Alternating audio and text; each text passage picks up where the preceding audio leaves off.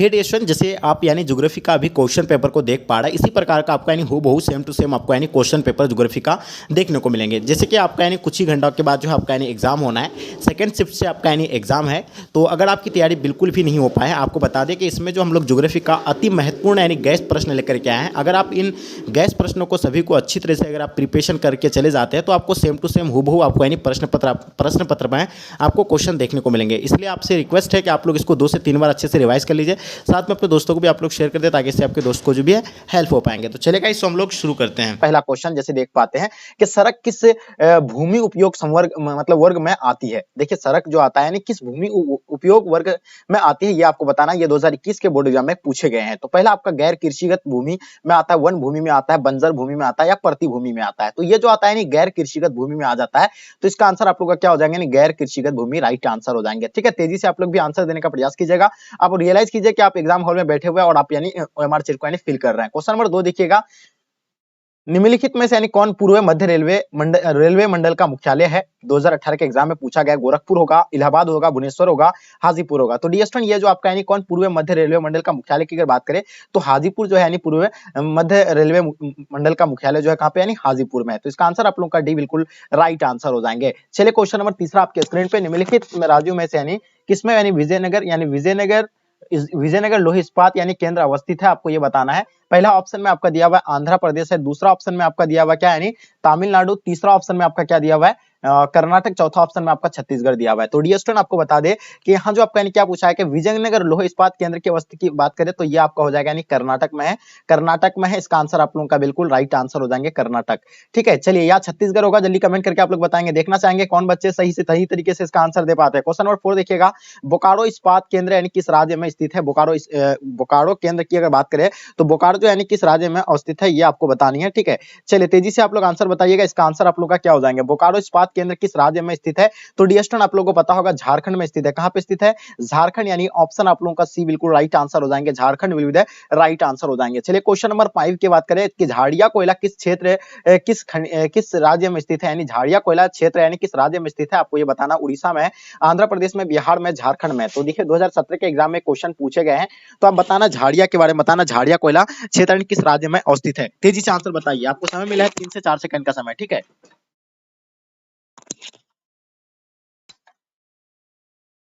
चलिए तेजी से आंसर देने का प्रयास कीजिएगा आप लोग।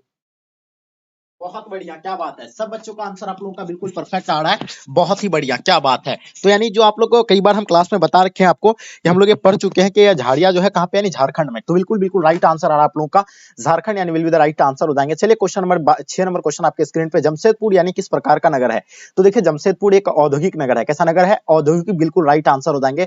जो भी बच्चे यानी औद्योगिक बता रहे हैं, बिल्कुल आप सभी बच्चों का आंसर औद्योगिक राइट आंसर हो जाएंगे। चलिए क्वेश्चन नंबर 7 आपके स्क्रीन पे, निम्नलिखित में से कौन सा राज्य यानी नरोरा नाभिक की ऊर्जा यानी संयंत्र यानी संबंधित है।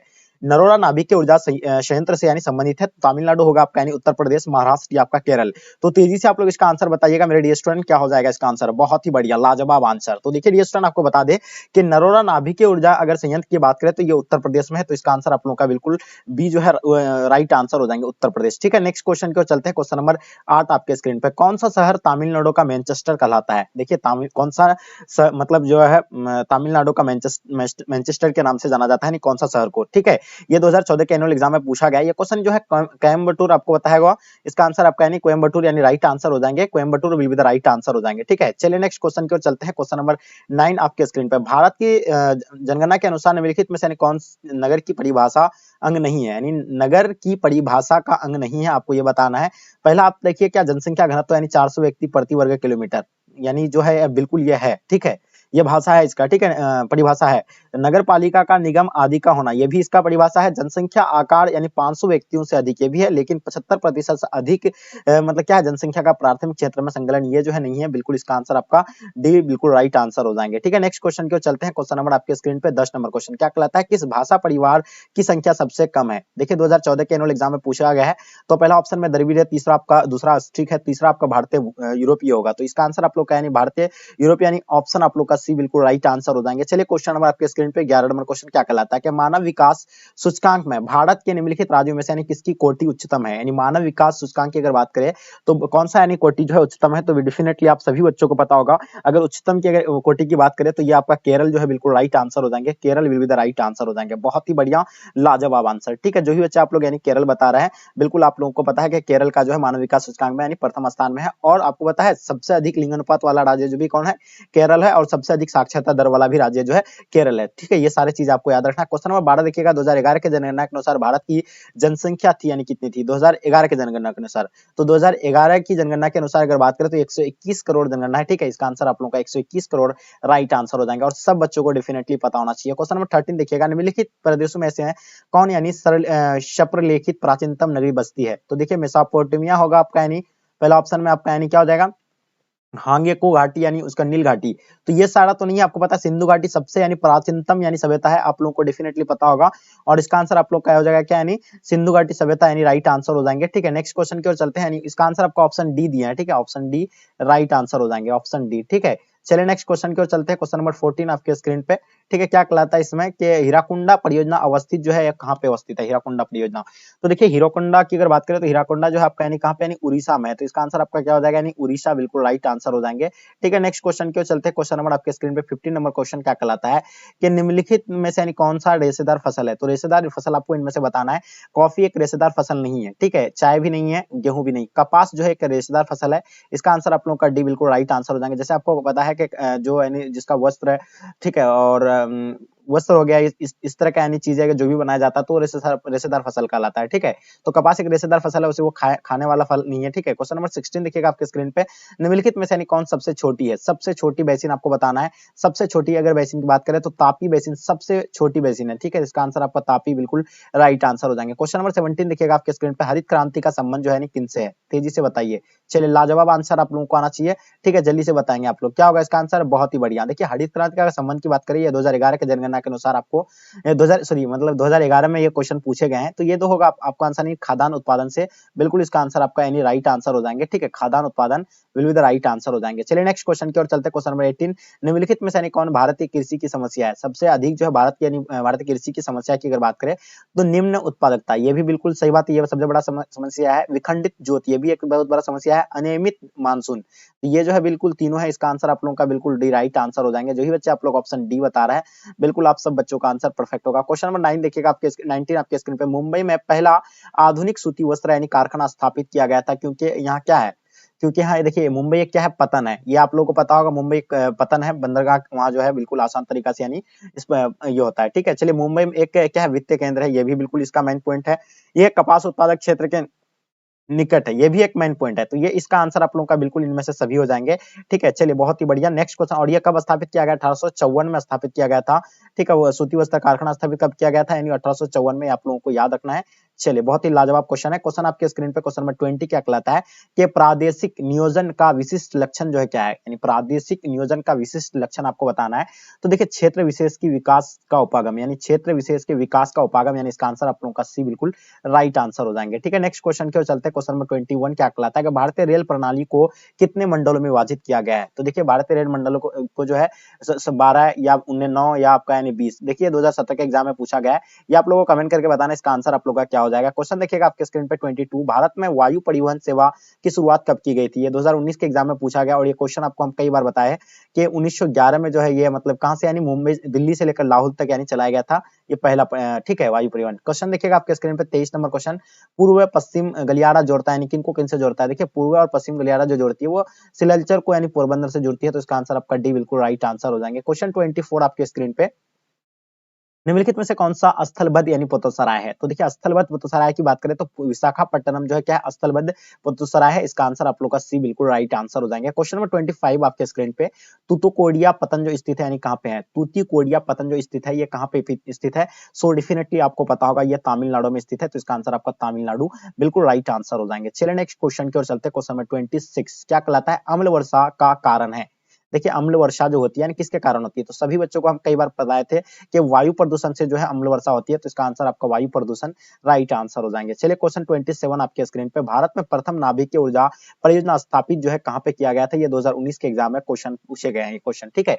तो आप लोगों को पता है तारापुर में, और तारापुर कहाँ पे है, महाराष्ट्र में, ठीक है। तो बिल्कुल इसका आंसर आपका बी बिल्कुल राइट आंसर हो जाएंगे, ठीक है। नेक्स्ट क्वेश्चन की ओर चलते हैं, क्वेश्चन नंबर 28, निम्नलिखित में से यानी कौन सा सांस्कृतिक नगर है, तो देखिए बताइए आप लोग, सांस्कृतिक नगर की अगर बात करें तो जेरूसलम एक सांस्कृतिक नगर है, तो इसका आंसर आपका राइट आंसर हो जाएंगे। क्वेश्चन नंबर 29 आपके स्क्रीन पे, निम्नलिखित में से यानी कौन आंतरिक समुद्री पतन नहीं है, 2018 के एग्जाम में क्वेश्चन पूछा गया है। देखिए एक आंतरिक सामुद्रिक पतन नहीं है, तो देखिए आपका यानी कोलकाता एक है, ठीक है, बिल्कुल एथेंस भी है, मैनचेस्टर भी है, लेकिन मैफिन्स जो है नहीं है, इसका आंसर आपका मैफिन्स राइट आंसर हो जाएंगे। क्वेश्चन नंबर 30 देखिएगा, 2011 की जनगणना के अनुसार भारत के किस राज्य की जनसंख्या सबसे कम है, देखिए 2011 की जनगणना के अनुसार भारत के किस राज्य की जनसंख्या सबसे कम है, तो देखिए आप लोगों को बता दें मणिपुर, ये आपका क्या हो जाएगा, बिल्कुल मणिपुर तो नहीं होगा, तो यानी सबसे कम मणिपुर का नहीं है, अरुणाचल प्रदेश का भी है, लेकिन आपको बता दें नागालैंड यानी सिक्किम का सबसे कम है, आप लोगों को पता है सिक्किम का। इन चार ऑप्शन में से आप बता दें, इन चार ऑप्शन में सबसे कम की अगर बात करें तो सिक्किम का है, ठीक है, ये आप ध्यान रखिएगा। चलिए हाँ चलिए क्वेश्चन आपके स्क्रीन पे, क्वेश्चन नंबर 31,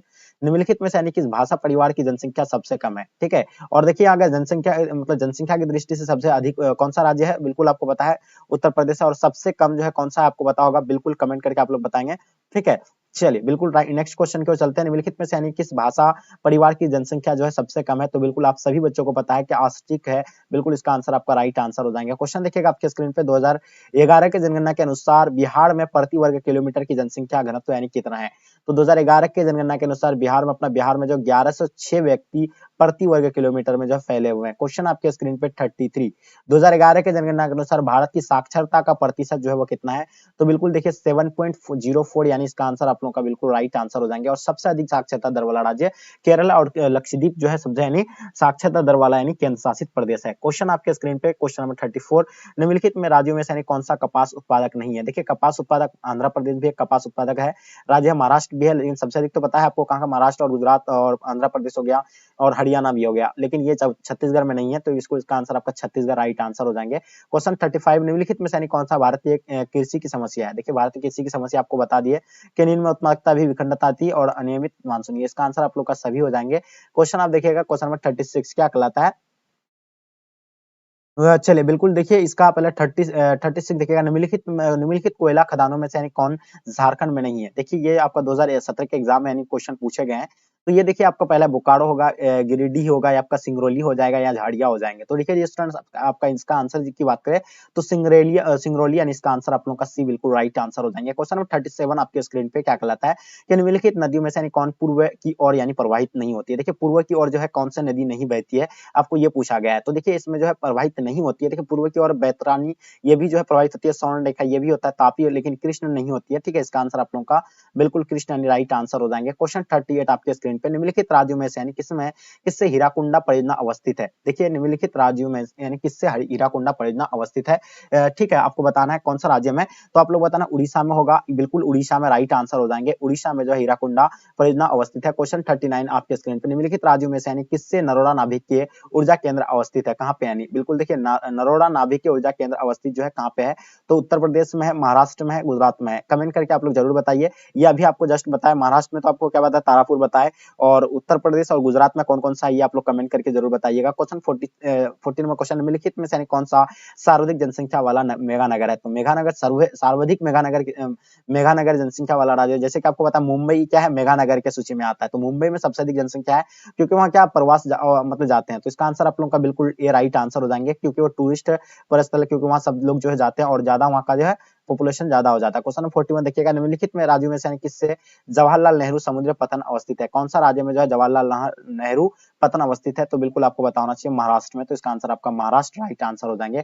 क्वेश्चन 42, उत्तर दक्षिण गलियारा किनको किन से जोड़ती है, तो देखिए उत्तर दक्षिण गलियारा आपको अभी जो बताया यानी श्रीनगर को कन्याकुमारी से, इसका आंसर आपका सी बिल्कुल राइट आंसर हो जाएंगे। क्वेश्चन नंबर 43, भारत में सर्वाधिक संख्या में शरणार्थी कहां से आए थे, तो सबसे अधिक जो है शरणार्थी बांग्लादेश से आए थे, इसका आंसर आप लोगों का बांग्लादेश राइट आंसर हो जाएंगे। क्वेश्चन आपके स्क्रीन पे 44, ध्वनि प्रदूषण के प्रमुख स्रोत जो है ये उद्योग से भी होते हैं, मोटर वाहन से भी होते हैं, लाउड स्पीकर से भी होते हैं, तो इसका आंसर आपका सभी बिल्कुल राइट आंसर हो जाएंगे। राष्ट्रीय राजमार्ग 4 किन्हीं यानी मिलता है? तो देखिए राष्ट्रीय राजमार्ग 4 जो है ये यानी चेन्नई मुंबई से यानी जुड़ती है, तो इसका आंसर आपका ए बिल्कुल राइट आंसर हो जाएंगे। क्वेश्चन नंबर 46 पूर्व पश्चिम गलियारा जोड़ता है, ये अभी आपको जस्ट बताए सिलचर को यानी पोरबंदर से, बिल्कुल इसका आंसर आपका डी राइट आंसर हो जाएंगे। क्वेश्चन आपके स्क्रीन पे 47 निम्नलिखित में से यानी सर्वाधिक प्रदूषित नदी कौन सी है? देखिए आपको पता है सबसे अधिक प्रदूषित नदी जो है यमुना नदी है, और सबसे अधिक यानी किस नदी की पानी जो है यूज किया जाता है, तो गंगा नदी की, जो अपना भारत का सबसे बड़ा लंबी नदी है, जिसका यानी कितना किलोमीटर तक, यानी 25 किलोमीटर उसका यानी क्या यानी 2500 किलोमीटर उसकी लंबाई है। निम्न में से कौन एक उत्तर पूर्वी भारत का दक्षिणतम राज्य है? तो देखिए ये जो आपको पता है यानी त्रिपुरा जो है दक्षिणतम राज्य है, यानी बिल्कुल इसका आंसर आपका त्रिपुरा राइट आंसर हो जाएंगे।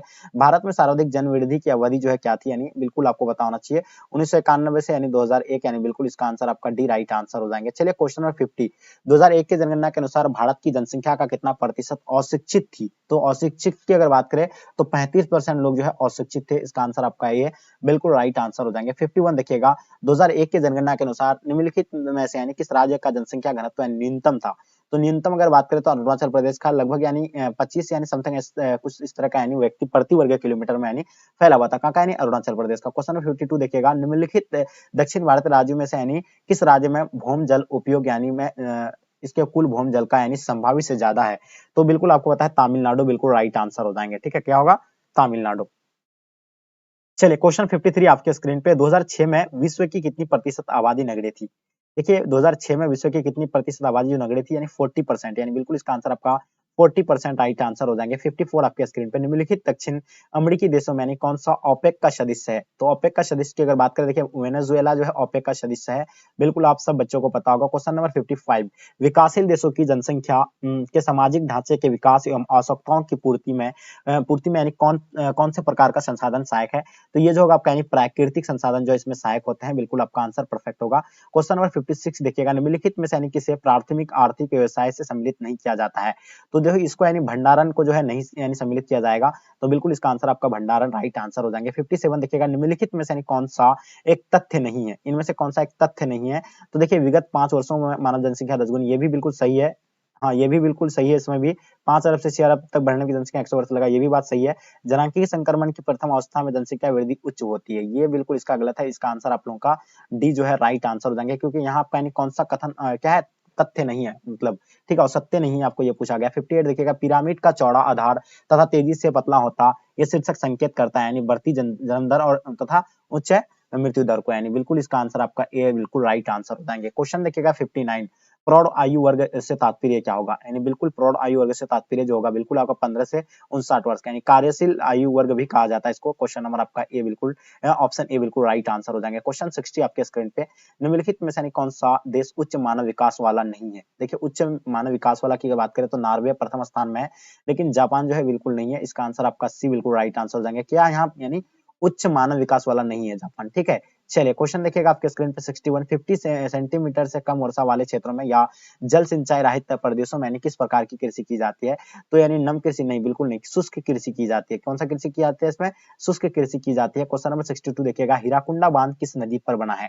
तो देखिए हीराकुंडा बांध ये महानदी पर बना है, और हीराकुंडा बांध जो है कौन सा राज्य में है, कमेंट करके जरूर बताइएगा। क्वेश्चन नंबर 63 देखिएगा 1999 से लेकर 2000 में कुल सिंचित क्षेत्र कितना था? तो बताइए 1999 से 2000 में कुल सिंचित क्षेत्र जो था यानी कितना था? तो बिल्कुल 8.47 करोड़, यानी ऑप्शन आपका सी बिल्कुल राइट आंसर हो जाएंगे। 64 निम्न कृषि के प्रकारों में से कौन सा प्रकार कर्तन धन कृषि का प्रकार है? तो देखिए आदिकालीन निर्वाहक कृषि, बिल्कुल इसका आंसर आपका बी बिल्कुल राइट आंसर हो जाएंगे। चलिए नेक्स्ट क्वेश्चन 65 निम्न में से यानी कौन सी एकल कृषि नहीं है?